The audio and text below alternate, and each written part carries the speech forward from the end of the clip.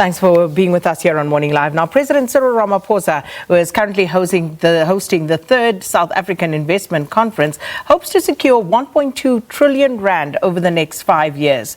The economy, which is the most advanced on the African continent, is currently in a recession with unemployment at 30.1% officially. And this amidst a global lag due to the coronavirus pandemic.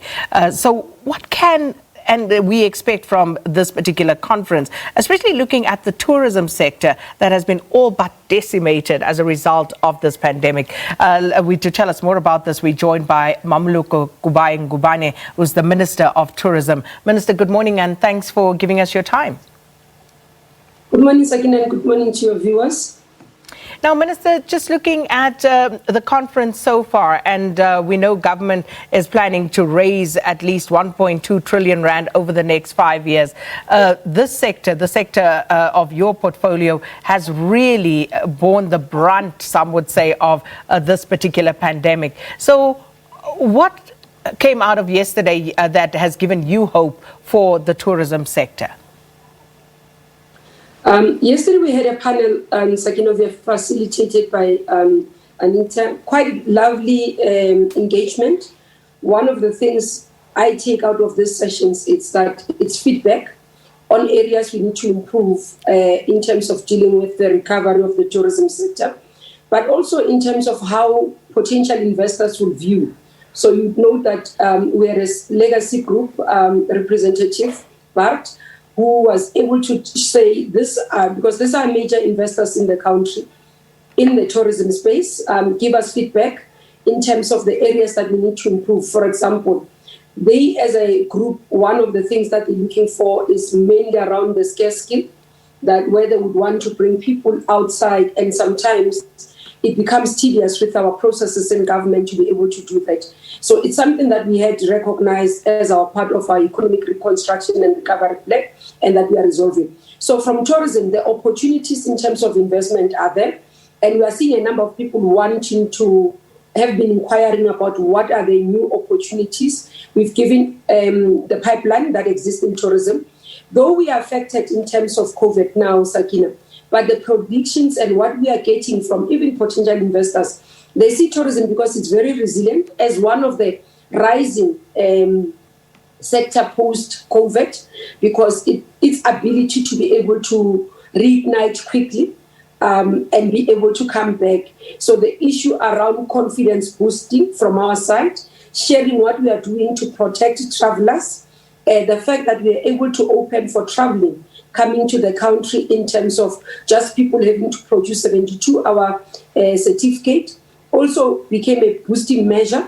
because investors do believe that when travelers are able to come, it means their investment will not go into vain. So those are some of the feedback we got yesterday. Though one of the things I was asked is to engage with our international counterparts in other countries, which are key source markets, so that when they come to South Africa, when they go back home, they're not quarantined for 2 weeks, which becomes a deterrent for them to come to the country. And of course, Minister, the tourism sector is in the spotlight as a possible saving grace to a large extent for the economy. And as I said earlier, you know, this pandemic has all but decimated this particular industry. President Ramaphosa also announcing that all international travel will be permitted, as you just indicated, as well, speaking to the issue of testing as well. But, you know, how are things faring on the ground? Are we actually seeing an uptick? Are we seeing more of the tourism businesses that have taken a huge knock? Are they starting to pull themselves up by the bootstraps once more? We're seeing quite a huge improvement. It's in two ways. If you look into your urban areas, your cities, the hotels have not been able to see more than 50% increase, because those largely are dependent on business events and conferencing, which is not yet strong. So that area, if you go to your Sandton area, your Joburg CBD, Joburg Central, in terms of mega hotels, you'd find that they are battling, including Cape Town City Central, where you find in quite a lot of hotel, and their business model is based on conferencing, including government conferencing, which has not really kicked off. That's where you find a difficulty. But if you go to remote areas like your bush, your outskirt nature, you are finding more and more of their accommodation full. For example, last week as well, I've been going through the province and interacting. The businesses which are designed for domestic tourism have been back in full capacity. Many of them have retained their staff. Those who would say to you, 90% of my clients are domestic and 10% is international. Those are back on business and they're doing very well. And then those whose product has not been adjusted, then it's a bit of a difficult. An example is when Sun Parks had their website crashing, when people were booking literally into Kruger National Park. So that shows you that the domestic side of the market has really picked up. A lot of them give me feedback to say they've never had this much in terms of domestic market where people have literally gone out. So South Africans have heeded our call, and we are really appreciative, Sakina, of the support of many people who've gone out in support of the tourism sector. That is very refreshing. That is very helpful. You remember Mount Grace was one of the facilities that was set to be going under, and it's now under new leadership. I spoke to the guys, I went there last week, though it was a private visit with my own friends. But when I interacted with them, asked them what's happening, and they told me that they almost like weekends, they have 90% of capacity, during the week almost around 80%.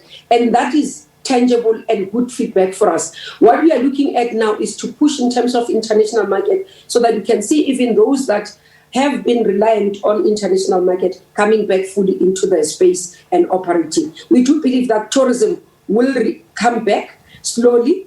If we can get the my sector, what we call my sector, which is the conferencing back fully, we think that then we'll start seeing the recovery.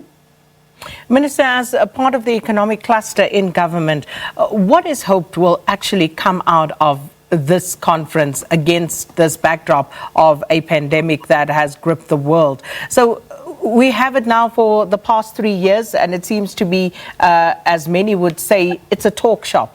We spoke earlier to Dr. Moleko from Stellenbosch Business School, and there are many pros, but there are also many more cons in terms of what actually transpires in the end.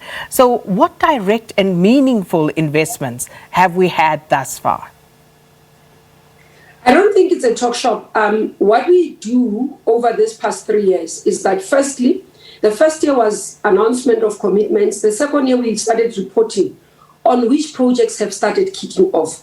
So I think one of the things that we need to pay attention is that the reason why we announce them publicly and the work has actually done to look at the preparation. For example, you would have seen MEC Dube under tourism, unveiling a project in KZN that was announced in terms of this. So there's been quite a lot of, I think, with the feedback, it doesn't get the same popularity when they are announced. And if you can check against what has been announced and what has been literally practically implemented. I went to one of the facilities in Sentin. It was announced in terms of the projects and investment. I've seen the project, I've seen it, it's completed. We were there. I think one of the radio stations even broadcasted from it on site.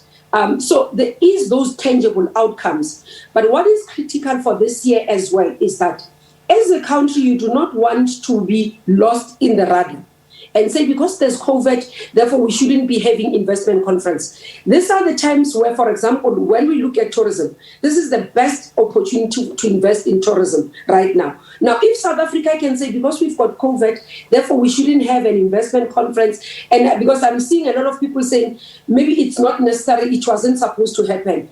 Actually, in other sectors, this is the most critical time. This is the best time for investors which are looking for areas they're going to invest in terms of their money. And others would say, okay, in others they will be conservative.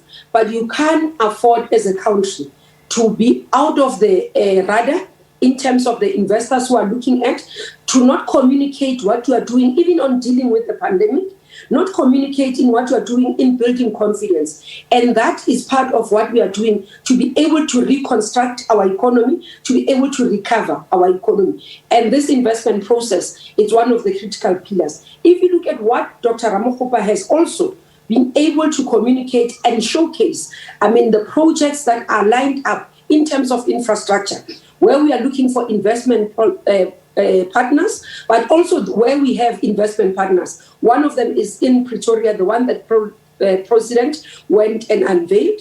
It's part of the investment projects. And that's why we are saying we've got to work together, and we've got to be able to, as government, consistently have platforms where we are engaging with our investors or potential investors to get feedback of what is it that we need to do to make sure that the environment is conducive, because we are in a competitive environment globally where everybody is looking for investors. And therefore, if you do not put yourself up and say this is and sell yourself, then you will be forgotten in the market.